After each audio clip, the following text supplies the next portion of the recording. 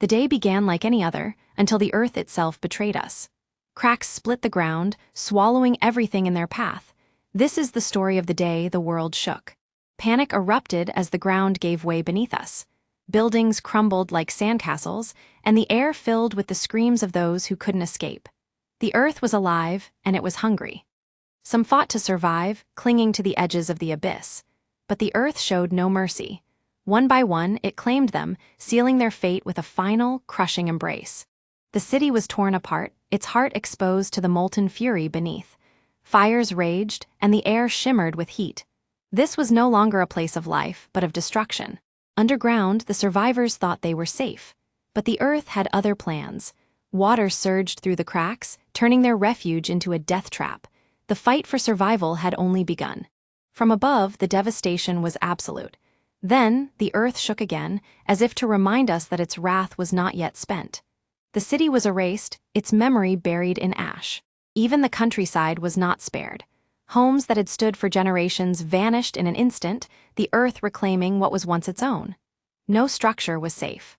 The fissures merged, the land tearing apart like paper.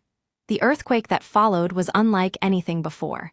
The earth was reshaping itself, and we were merely spectators to its fury. They thought they had found safety, but the earth had other plans. Even the hills were crumbling, the survivors forced to keep moving, always one step ahead of destruction.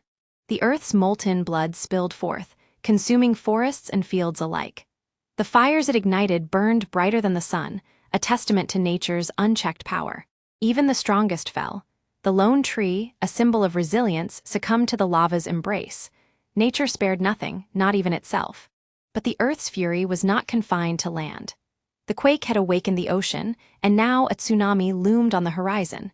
The disaster was far from over. The waves struck with unimaginable force, wiping the town from the map. The ocean had joined the earth's rebellion, and together they reshaped the world. The survivors watched the wave recede, only to face a new threat. The earth was relentless, its hunger insatiable. There was no safe haven, no respite. Even the sea was treacherous. The survivor aboard the boat thought they had escaped, but the ocean had other plans. The whirlpool claimed them, as it had claimed so many others.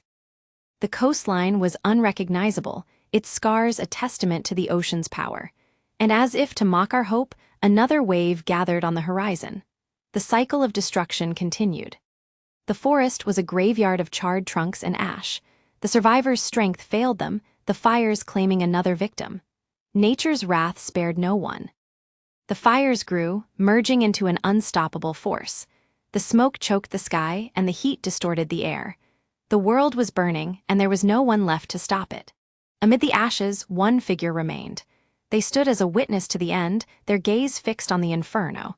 The world had fallen, and they were its last memory. Night brought no peace, only the dying glow of the inferno. The embers flickered like stars, a final reminder of the world that had been. The earth had spoken, and we had listened. Dawn revealed the full extent of the destruction. The sun rose on a world forever changed, its light a cruel reminder of all that had been lost.